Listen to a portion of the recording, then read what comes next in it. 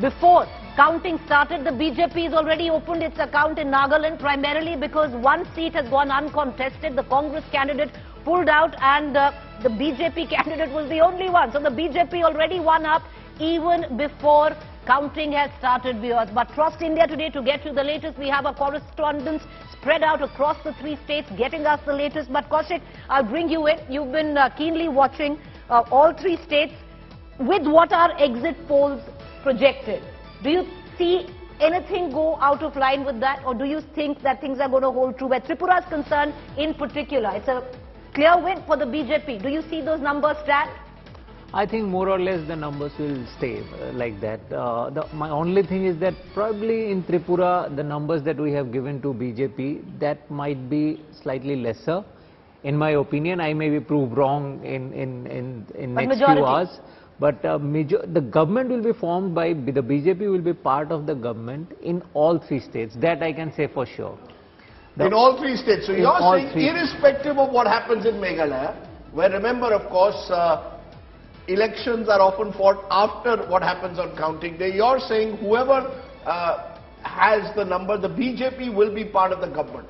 You rule out the possibility of the Trinamool, the Congress, the UDP, or even the NPP trying to keep the BJP out. Himanta Biswa Sarma will have one eye very closely on Shillong. Kaushik also would know what went down in that meeting on the 28th of this month, where Conrad Sangma actually met Himanta Biswa Sarma. That's what I was going to mention. What was the need of that meeting? So if you see that meeting, and if you remember what happened last time, the Congress had 21 seats. It was the single largest party, and BJP had 2 seats. And still BJP with NDPP, they managed to form the government. So likewise this time the BJP is better positioned. So I think the government will eventually be formed by the BJP. In Meghalaya also, they may not be the main player. They will be the side player, but they will be part of the government. And same in Nagaland. They would be the second player. And in Tripura again, I believe BJP has the edge. Okay. It will form the government, but I'm not too sure about the numbers that they would get. Our exit polls give them clear majority. In terms of seat share, 36 to 45, yes, BJP, yes. Tripura Mota 9 to 16, left plus Congress 6 to 11. So in that case, I believe the BJP numbers maybe I may be proved wrong. Again, I'm giving the disclaimer.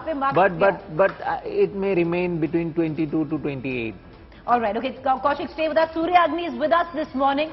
Surya Agni, a very good morning. As Rajdeep asked you, have you already got your share of breakfast? I'm sure he's envious because he's been talking about the Meghalaya breakfast all morning since he's come in. No, because you see, I will tell you, Surya Agni, the problem is here I am in the studio, I've got some biscuits and coffee.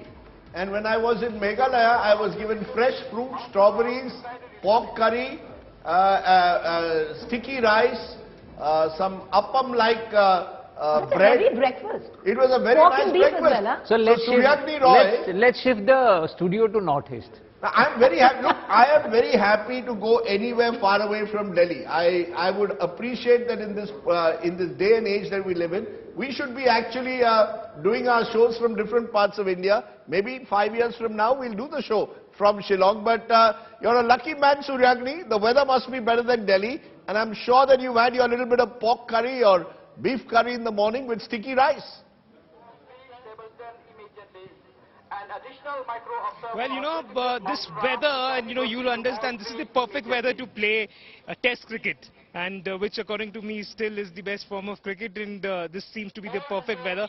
Whether or not this perfect weather stays perfect for a lot of politicians, especially over in the northeast, or whether they get their fair share of the sweet strawberry that you were talking about, which even I am finding since morning, is something that only, you know, we will understand in a couple of hours from now, which way the trends, you know, lean towards. And as, you know, our projection has been, the exit poll projection has been with the NPP getting the highest amount of seats, and eventually, you know, they're trying to form a government with the BJP. And that particular meeting with Conrad and Himanta Biswa Sarma at that particular, you know, at Guwahati, you know, it subtly mentions a lot of things. It does mention that an alliance is brewing up and they will not take any chances. And maybe in a short while, if they have the numbers, if NPP has the numbers, then maybe, who knows, maybe by the end of the day, they might just declare a coalition.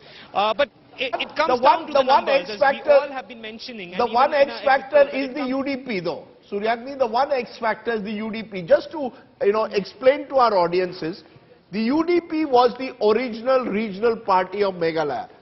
It was the party that played a huge role in the formation of Meghalaya in 1972, a party which in the initial years certainly was represented all the regions, but over time has become the party in a way, correct me if I'm wrong, Kaushik, of the Khasi and the Jaintia Hills.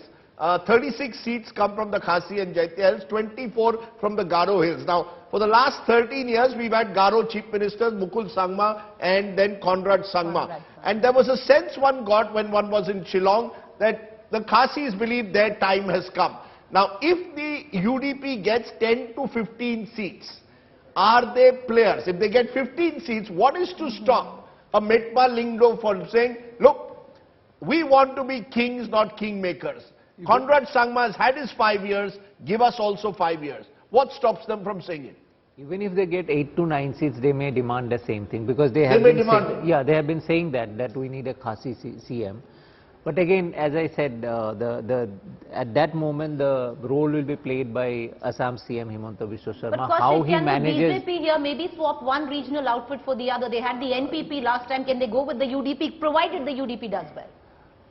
I don't think NPP will agree to that they have to play the second fiddle. And if my reading of the situation is correct, then I believe Dr. Sharma will prefer Conrad to continue. So it will again... He would prefer a Conrad? Yeah. Why? They have a personal equation, they have a good equation, So, so it's the equations that matter. Suryagni, is that the sense you're getting? That NPP, BJP combined post-elections, if the numbers are what they are, is more likely?